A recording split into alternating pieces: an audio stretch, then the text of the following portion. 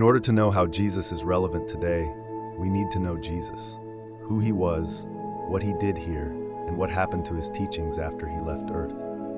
The story of Jesus and the religious life he led is the most important knowledge that we can have. His true life is an inspiration for any age. The teachings of Jesus are vital in evaluating his relevance for our modern world.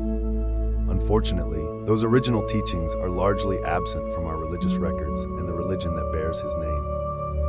The Urantia book provides greater detail of his purpose, his life, and his teachings on earth. It provides an uncompromised and undistorted view of his teachings and clarifies and expands on the writings of his early followers that emerged in the era following Jesus' death. But how do people discover these original teachings of Jesus? How can an average person with an interest in Jesus find him in a world of secularism, materialism, and religious hypocrisy? Today, we find ourselves at something of a crossroads. We live in a civilization that is growing more advanced daily, but more than ever, we need to stabilize our culture so that it does not grow out of hand in the material sense. We need to balance and temper our material growth with solid, spiritual values.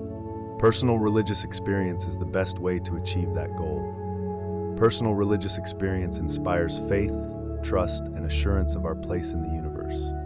It is a soul experience, separate from the relative values that can be found only by the mind or the religions of the mind.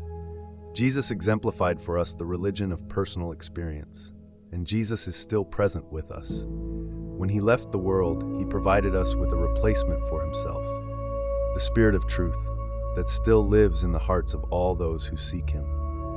This Spirit, if embraced, can inform the individual with a new and reliable interpretation of truth for the living of a free, spontaneous, and joyful life, even in a troubled and indifferent world.